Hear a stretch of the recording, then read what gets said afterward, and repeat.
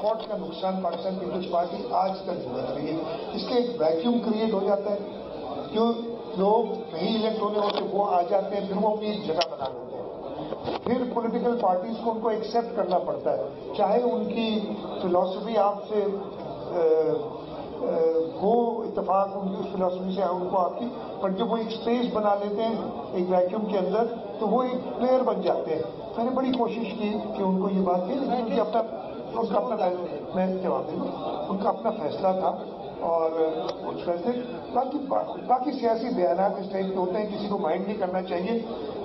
दूसरा आपका क्या सवाल था, जो टर्नआउट की दो वजूहत है। मुत्तहदा कौमी हुकूमत की जमात है जिसका कराची में वोट है, अगर उन्होंने बाइकआउट रखा है तो जरूर उस पर असर हुआ होगा। सेकेंडली जो अनसर्टेनिटी थी इस इलेक्शन के साथ, उसकी वजह से भी टर्नआउट कुछ कम रहा है। डिस्पाइट दैट जो लोकल गवर्नमेंट इलेक्शंस में स्मॉल में टर्नआउट होता है उससे बेहतर टर्नआउट हुआ है। आप एक सवाल में हैदराबाद से मेयर कौन होगा आपका सर? वो पार्टी फैसला करेगी। Please should I come there? Okay, I'll just come there and meet her. Thank you.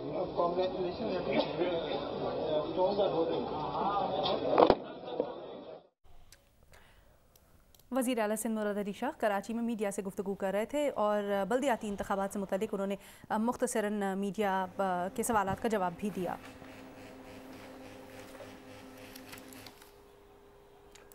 साबिक़ सदर Supreme Court Bar Association Abdul Latif Afridi Peshawar में फायरिंग से जाँ बहक हो गए। हमलावर गिरफ्तार कर लिया गया। लतीफ़ आफरीदी पर हाई कोर्ट बार रूम में फायरिंग की गई। लेडी रीडिंग अस्पताल इंतज़ामिया ने इस अफसोसनाक खबर की तस्दीक की है कि साबिक़ सदर Supreme Court Bar Association Abdul Latif Afridi firing से जाँ बहक हो गए हैं। लतीफ़ आफरीदी पर हाई कोर्ट बार रूम में फायरिंग की गई थी, उन्हें अस्पताल मुंतकिल किया गया था। पुलिस का कहना है कि अब्दुल लतीफ़ आफरीदी को 6 गोलियां लगी हैं।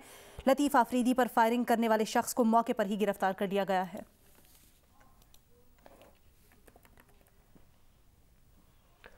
एडवोकेट लतीफ़ आफरीदी के कत्ल से मुताल्लिक़ पुलिस का यह कहना है कि फायरिंग ज़ाती दुश्मनी का शख्साना है। SP कैंट मोहम्मद अज़हर ने GO न्यूज़ से गुफ्तगू करते हुए कहा कि लतीफ़ आफरीदी एडवोकेट पर सेशन जज आफ्ताब इकबाल और उनके ख़ानदान के 3 अफराद के कत्ल का इल्ज़ाम था। मुलजिम इंसदाद दहशतगर्दी के मकतूल जज आफ्ताब आफरीदी का भांजा है। मुलजिम से मज़ीद तफ्तीश जारी है।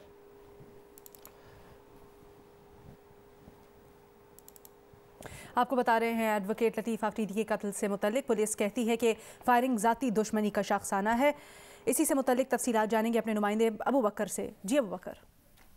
जी बिल्कुल, पेशावर में एडवोकेट लतीफ़ आफरीदी के कत्ल के मामले में पुलिस ने गिरफ्तार मुलजिम से तफ्तीश शुरू कर ली है।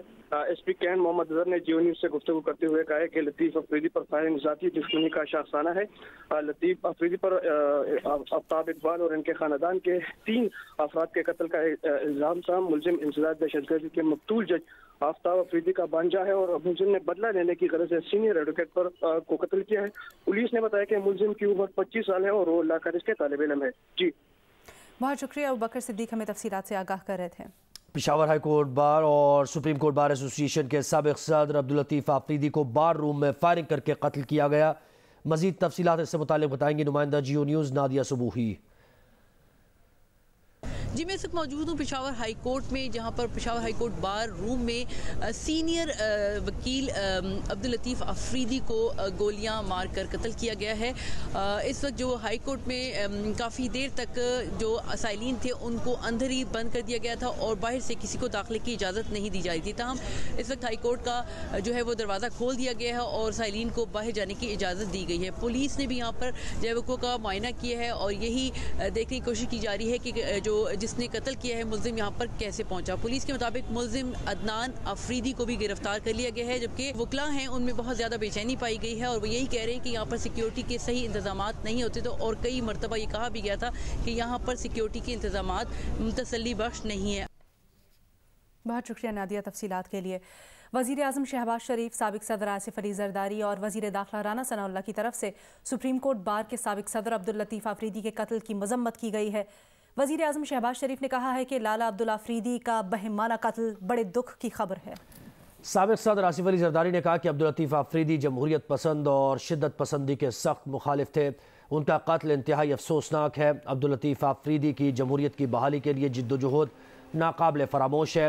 राना सनाउल्लाह ने कहा कि लाला अब्दुल लतीफ़ अफरीदी के लर्जा खेज कत्ल की जितनी मजम्मत की जाए कम है। खैबर पख्तूनख्वा लाकानूनियत का शिकार है। अमन अमान की सूरत हाल अलार्मिंग है। KPK हुकूमत सियासी जोड़ तोड़ के बजाय अमन अमान पर तवज्जो देती तो ये सूरत हाल ना होती।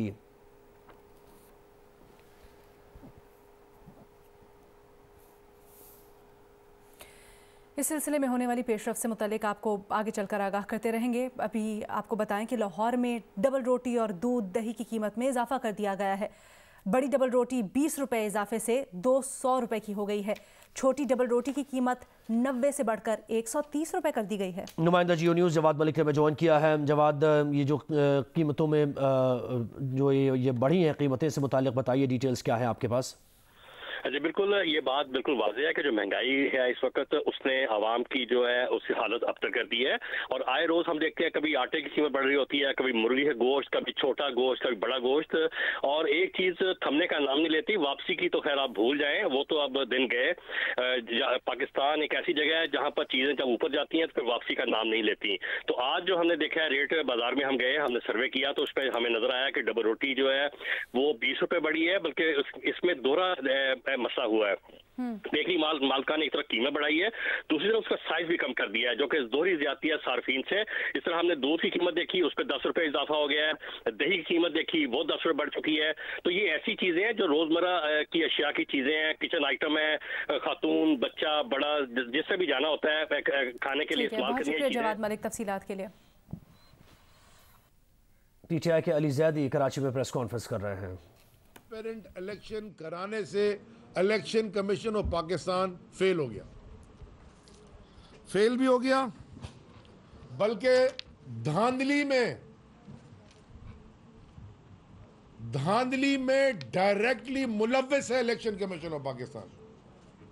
कंटेम्प्ट लगाते हो, बिस्मिल्लाह करो, लेकिन तुम डायरेक्ट धांधली में मुलव्विस हो, क्योंकि पूरा दिन मीडिया की स्क्रीनों पे, सोशल मीडिया पे, क्योंकि अब तो हर चलता फिरता आदमी जिसके पास एक स्मार्टफोन है वो एक टीवी स्टेशन होता है। सारी दुनिया ने देखा कि कल पूरा दिन क्या होता रहा। हाँ, पीसफुली हो गया, यानी कि पीसफुली आपने धांधली कर दी। उसकी वजह यह है कि तहरीक इंसाफ एक अमन पसंद जमात है।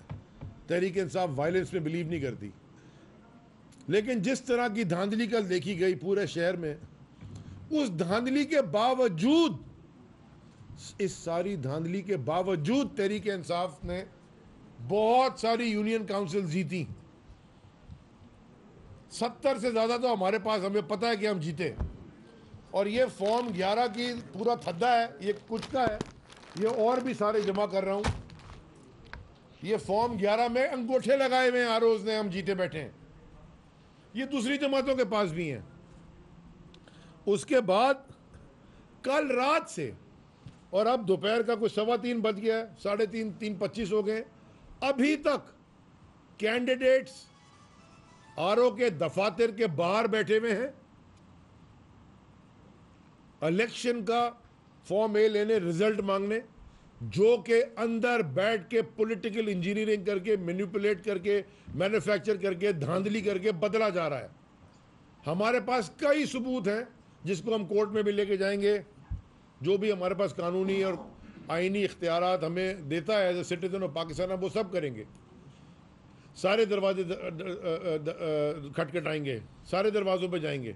लेकिन ये जो मैनिपुलेशन हो रही है अंदर दफातर में बैठ के, डीसीज के कहने पे, यानी कि किसके कहने पे हो रही है बताऊंगा, जो डीसीज और ये आरओज कर रहे हैं, इसका हमें बखूबी इल्म है। मैं कल रात को 2-3 दफा ये कह भी चुका हूं।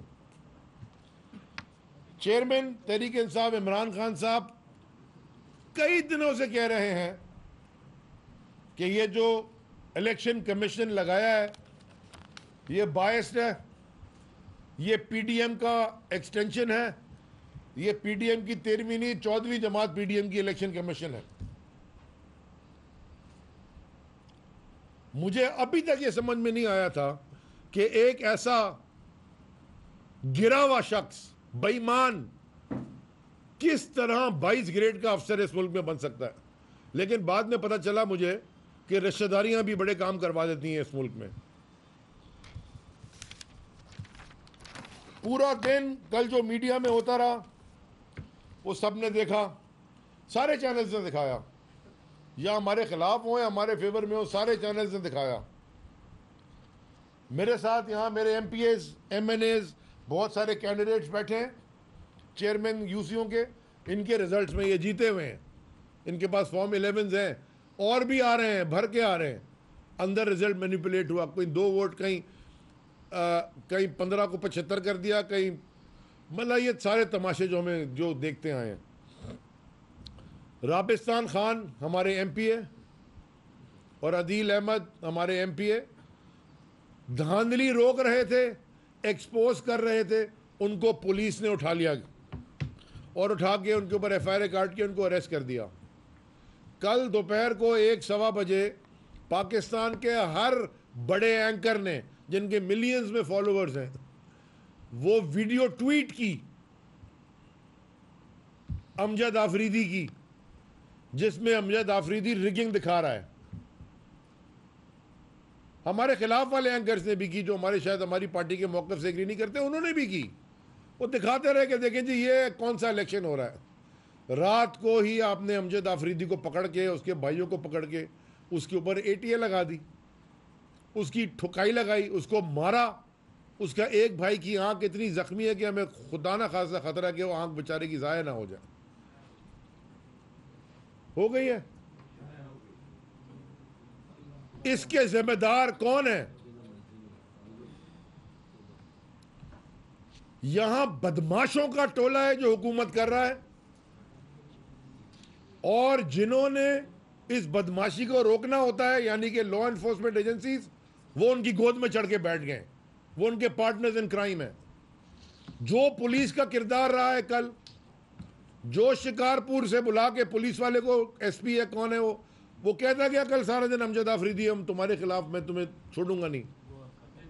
गौर खटक आप भी हमारा DG जो है अरेस्ट हो गया है, कोरंगी का। फ़हीम खान बैठे हैं, इनके पीछे पुलिस FIR काट दी है। राजा अजहर हमारे MPA हैं, उनके पीछे पुलिस लगाई हुई है। इस प्रेस कॉन्फ्रेंस के बाद शायद मेरे पीछे भी लग जाए। सच बोलने तो पसंद नहीं है ना, झूठ बोलते रहो, नहीं सब ठीक है। सच बोलने वाले के पीछे तो यहाँ FIR कटती हैं और पुलिस लगती है और पता नहीं क्या क्या होता है। हम कई दिनों से देख रहे हैं और कह रहे हैं, बड़े प्यार मोहब्बत से समझा रहे हैं कि आप मांग क्या रहे हैं। हम एक सादा अल्फाज में फ्री एंड फेयर इलेक्शन मांग रहे हैं भाई।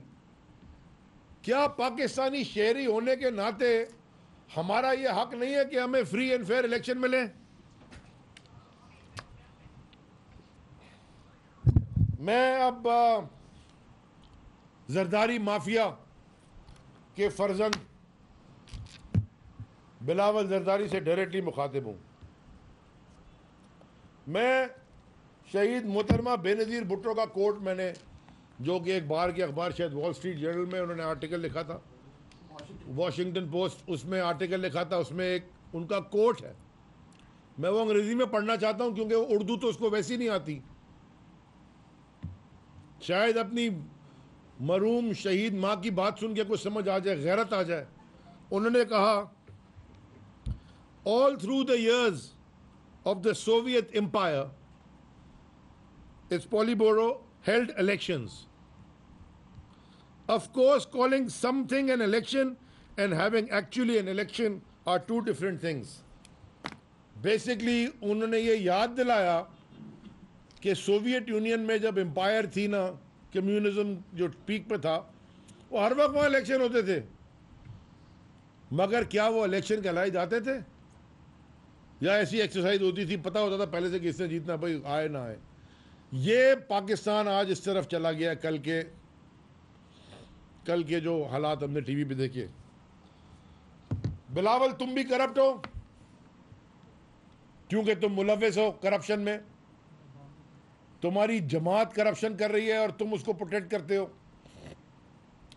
तुम्हारे वालिद के बारे में तो दुनिया के हर अखबार ने और हर चैनल ने क्या क्या लिखा हुआ है, और यहाँ के कोर्ट्स ने क्या क्या किया, वो भी करप्ट है। इसलिए मैं अब इसको पीपल्स पार्टी कहता ही नहीं। वो शहीद मोहतरमा बेनज़ीर भुट्टो के साथ गड़ी खैरों में अपना रटो डेरो में घड़ी खुदा बख्श में दफन हो गई है। ये है जरदारी माफिया।